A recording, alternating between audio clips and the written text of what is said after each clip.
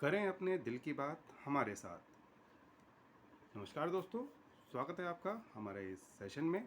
तो यहाँ पर आपके जो भी सवाल हों, चाहे वो आपके करियर से रिलेटेड हों, आपके जॉब से रिलेटेड, आपकी पर्सनल लाइफ, प्रोफेशनल लाइफ, आपके एजुकेशन से रिलेटेड, एकेडमिक से, वो सारे सवाल आप यहाँ पर हमसे पूछ सकते हैं और कोशिश करेंगे कि आपके सभी सवालों के जवाब यहाँ पर दे पाएँ। और सबसे ज़्यादा यहाँ पर मैं एक बार धन्यवाद देना चाहूँगा हमारे फॉलोवर्स का, जो कि हमें फॉलो भी कर रहे हैं और इतने अच्छे अच्छे यहाँ पर कमेंट्स भी दे रहे हैं, साथ ही अपने सवाल पूछ रहे हैं। तो उनके सवालों को भी आज के सेशन में यहाँ पर लिया जाएगा।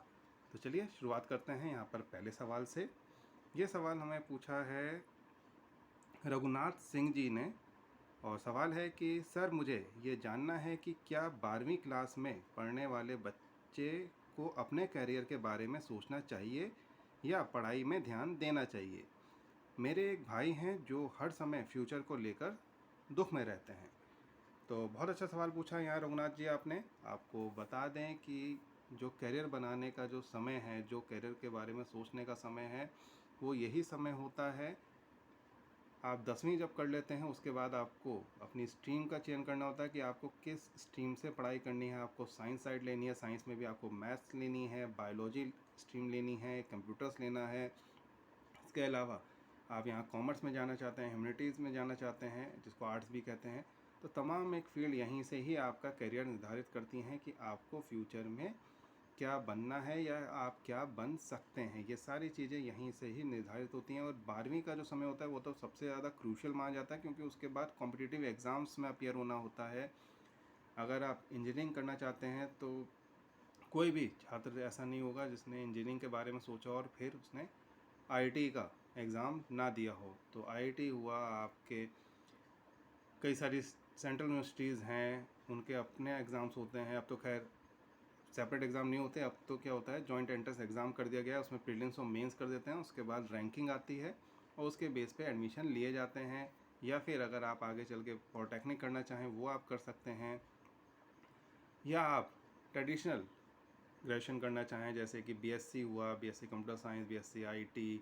अगर आपकी यहाँ पर बिज़नेस में रुचि है तो आप बीबीए अगर कर सकते हैं। तो तमाम एक फील्ड यहाँ पर आपकी खुलती हैं। आपने कहा कि नहीं, मुझे होटल मैनेजमेंट में जाना है, मुझे मास कम्युनिकेशन में जाना है, तो आपके पास इतने सारे ऑप्शंस होते हैं और ये आपको अभी ही डिसाइड करना होता है कि आपको आगे जाके क्या बनना है।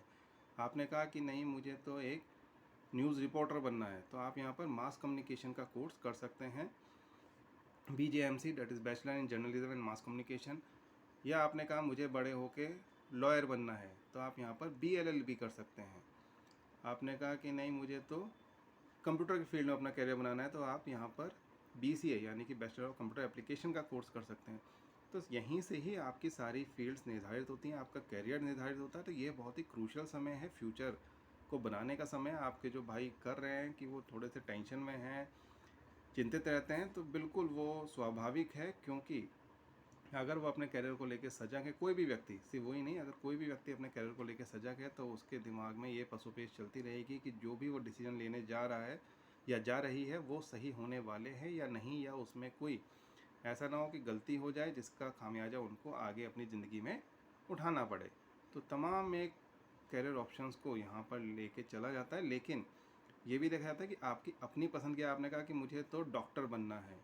अब डॉक्टर भी कई सारे फील्ड्स होते हैं, कई सारे इसमें आपको फिजिशियन बनना है, आपको डेंटिस्ट बनना है, आपको ऑर्थोपेडिक बनना है, सर्जन बनना है। तो बहुत सारे यहाँ पर फील्ड्स हैं, आपको देखना पड़ेगा कि आपकी क्या इंटरेस्ट है, आप किस फील्ड में आगे अपना करियर बनाना चाहते हैं। डॉक्टरी की तो एक पढ़ाई हो गई, उसके बाद आपको मास्टरी उसमें किस में करनी है, कौन सी फील्ड को अपना करियर ऑप्शन के रूप में लेकर चलना है। आपको आई सर्जन बनना है, आपको हार्ट स्पेशलिस्ट बनना है, तो वो सब चीज़ें भी यहीं पर ही निर्धारित करनी चाहिए। तभी आप सही डिसीजन ले पाएंगे और अपने जीवन में आगे बढ़ पाएंगे। तो मैं उम्मीद करूँगा आप भी और आप जो आपके बड़े भाई हैं वो भी अपने जीवन की जो भी उन्होंने गोल सेट करे हैं, आपने जो गोल सेट करे हैं, वो आप सारे गोल्स, सारे अपनी इच्छाएं पूरी करें, अपने गोल्स प्राप्त करें। मेरी शुभकामनाएं आपके साथ हैं। तो चलिए अगला प्रश्न यहाँ पर ले लेते हैं। अगला प्रश्न हमारे पास आया है अंकित चौधरी जी का। तो अंकित चौधरी जी का सवाल है कि सर, जैसे कि अभी का माहौल चल रहा है बहुत सारे लोगों के पास जॉब नहीं है पढ़ाई के बावजूद भी।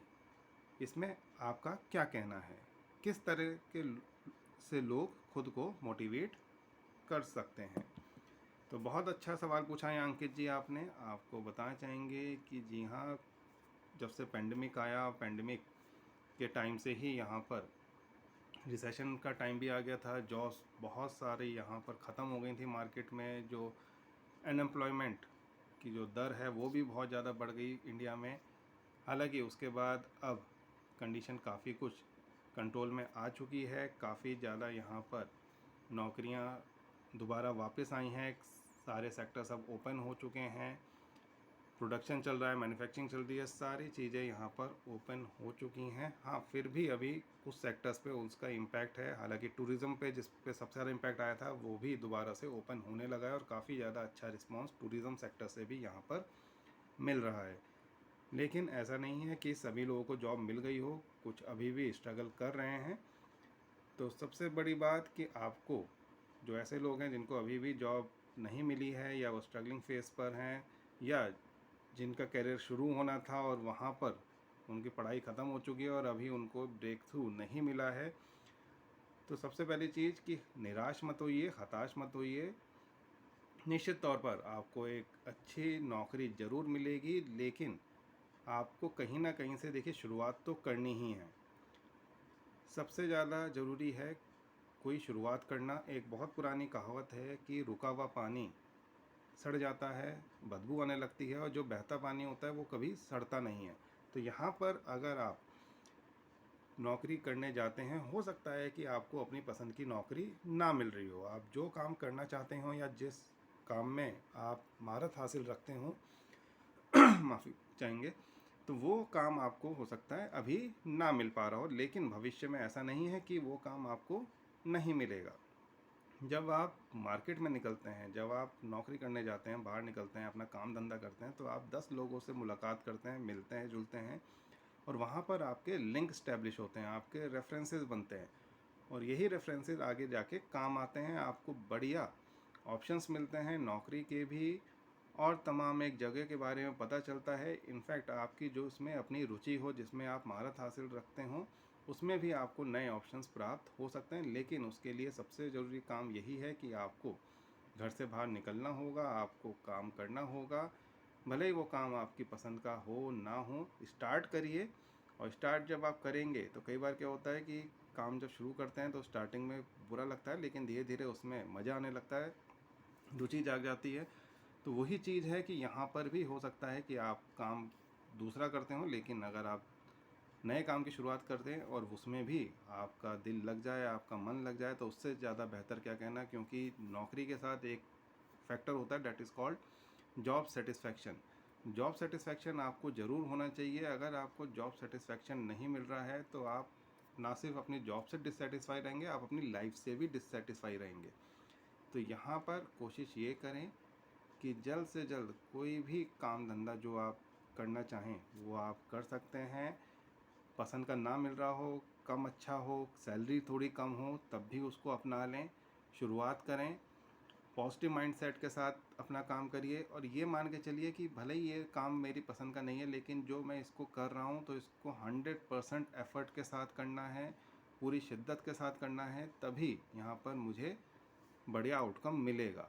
अगर आप मन से काम नहीं करेंगे तो चाहे कोई सा भी काम हो, आपकी पसंद की फील्ड का भी काम होगा ना, आपको कितनी अच्छी नौकरी भी मिल जाए तब भी आप उसमें अच्छा परफॉर्म नहीं कर पाएंगे। तो जो भी काम आपको मिला है उसको अगर आप बढ़िया तरीके से करते हैं तो निश्चित तौर पर आपको यहाँ पर अपने जीवन में सफलता मिलेगी। तो इसलिए जो भी कार्य आप करने जा रहे हैं, जो भी आप सोच रहे हैं, या अगर आप खाली भी बैठे हैं तो नए काम की शुरुआत आप कर सकते हैं। निश्चित तौर पर आप अपने जीवन में सफलताओं को प्राप्त करेंगे। मेरी शुभकामनाएं आपके साथ हैं। तो चलिए यहाँ पर अब अगला प्रश्न ले लेते हैं। अगला प्रश्न आया है, आईएएस के लिए कौन से सब्जेक्ट से ज़्यादा ध्यान दें? तो बहुत ही अच्छा प्रश्न यहाँ पर आपने पूछा है कि अगर आप सिविल सर्विसेज में जाना चाहते हैं, आईएएस ऑफिसर बनना चाहते हैं, यूपीएससी क्रैक करना चाहते हैं, तो निश्चित तौर पर आपको कड़ी मेहनत करनी पड़ेगी, जी जान के साथ काम करना होगा, तभी आप इस फील्ड में आगे बढ़ सकते हैं। जहाँ तक बात रही सब्जेक्ट की, तो देखिए सब्जेक्ट का चयन आपको स्वयं से करना है। आप किस फील्ड में हैं, किस में आपकी महारत है और किस फील्ड से आप इसको आगे करना चाहते हैं। कई बार ऐसे भी केसेस आए हैं, लोग डॉक्टर हैं, इंजीनियर हैं और उन्होंने जो आईएएस के लिए प्रिपरेशन के लिए सब्जेक्ट चुना वो ज्योग्राफी चुना, हिस्ट्री चुना, एंशियंट हिस्ट्री चुना। तो ऐसे तमाम एक ऑप्शंस भी आते हैं जहाँ पर लोगों को ये लगता है कि शायद इस फील्ड में या इन सब्जेक्ट्स पे कंपटीशन थोड़ा कम होगा, इसलिए इन सब्जेक्ट्स को अगर लेकर के हम आगे बढ़ें और आगे इसमें तैयारी करें तो निश्चित तौर पर यहाँ पर उनके सफलता मिलने के चांसेस काफ़ी हद तक बढ़ जाएंगे। तो ये ऑप्शंस भी यहाँ पर दिमाग में रखने चाहिए कि आपको अपनी जिस फील्ड से आपने पढ़ाई करी है, जिसमें आपकी महारत है, आपको उनको लेके चलना है, या फिर आपको ये ध्यान में रखना है कि हाँ इन फील्ड्स पर क्योंकि कम लोग अप्लाई करते हैं तो आपका जो पूल है वो थोड़ा छोटा रहेगा और वहाँ पर कंपटीशन फाइट करके निकालना थोड़ा सा इजी होगा। ये भी हो सकता है, दोनों ऑप्शन है। लेकिन सवाल बनता है, आप ध्यान रखिएगा जब भी आपका सिलेक्शन होने के लिए जब इंटरव्यू होगा तो वहाँ पर ज़रूर आपसे पूछा जाएगा कि आपने ऐसा क्यों किया, आप जब इस फील्ड में हैं तो फिर आपने इस सब्जेक्ट को लेकर के आगे आप क्यों बढ़े। तो उसका जवाब भी आपके पास होना चाहिए, एक बढ़िया सा जवाब उसका तैयार रखिएगा। और अगर आप खूब मन लगा के अच्छे से पढ़ाई करके तैयारी करके एग्ज़ाम में अपीयर होंगे यूपीएससी के, निश्चित तौर पर आप उसको क्रैक करेंगे, उसमें सफलता पाएंगे। हाँ, जो मिनिमम एलिजिबिलिटी क्राइटेरिया हैं उनको आपको फुलफ़िल करना ही होगा, जैसे कि आप भारतीय नागरिक होने चाहिए, आपकी उम्र 21 वर्ष या उससे अधिक होनी चाहिए और आप स्नातक यानी कि आप ग्रेजुएट होने चाहिए, तभी आप यहाँ पर यूपीएससी की परीक्षा में बैठ सकते हैं। तो ये एलिजिबिलिटी क्राइटेरिया ज़रूर आप ध्यान में रखिएगा और सब्जेक्ट का चयन अपने पसंद के अनुसार करें, वो आपके लिए ज़्यादा अच्छा। मैं यहाँ सजेस्ट कर दूँगा आपको कि आप हिस्ट्री ले लीजिए, एंशियंट हिस्ट्री लीजिए। और आपको हिस्ट्री में जीवन में कभी इंटरेस्ट नहीं आया, मैंने आपसे कह दिया आप ज्योग्राफी लेके करिए, ज़रूर आप निकाल देंगे। आपको ज्योग्राफी पसंद ही नहीं है तो ऐसे सब्जेक्ट्स क्यों मैं सजेस्ट करूँ कि जिसमें आपका इंटरेस्ट ना हो। आप उन सब्जेक्ट्स को देखिए कि जिसमें आप आगे अच्छा कर पाएँ और यूपीएससी जैसे प्रेस्टिजियस एग्ज़ाम को निकाल पाएँ। तो ये चीज़ों को थोड़ा सा ध्यान में रख के अगर आप करेंगे तो आपके लिए ज़्यादा फ़ायदेमंद रहेगा। अगला यहाँ पर एक शुभकामना संदेश है, वो भी पढ़ देते हैं। साक्षी सिंह जी ने मैसेज भेजा है कल के लिए, कल का सेशन जो था, दैट इज़ आज का सेशन बहुत ही अच्छा लगा सर। तो धन्यवाद साक्षी जी आपके इस मैसेज के लिए। देन रोशन जी ने मैसेज भेजा है, धन्यवाद सर, मेरे सवाल का जवाब के लिए मैं ज़रूर कोशिश करूँगा। धन्यवाद सर। तो रोशन जी, कोशिश करी गई कि आपने जो सवाल पूछा था उसका हम जवाब दे पाएँ। आपको पसंद आया हो तो बहुत बहुत धन्यवाद। आप लोग भी अगर आपके मन में कोई सवाल हैं, कुछ एकेडमिक से रिलेटेड, आपके करियर से रिलेटेड, आपके पर्सनल लाइफ, प्रोफेशनल लाइफ, किसी से भी जुड़े अगर आपके सवाल हैं, आप हमसे यहाँ पर जुड़ सकते हैं, हमसे अपने सवाल पूछ सकते हैं। पूरी कोशिश की जाएगी कि आपके सवालों के जवाब यहाँ पर इन सेशंस में हम दे पाएँ। तो मिलते हैं किसी और दिन, किसी और टॉपिक के साथ, किसी और प्रश्नों के साथ। तब तक के लिए नमस्कार।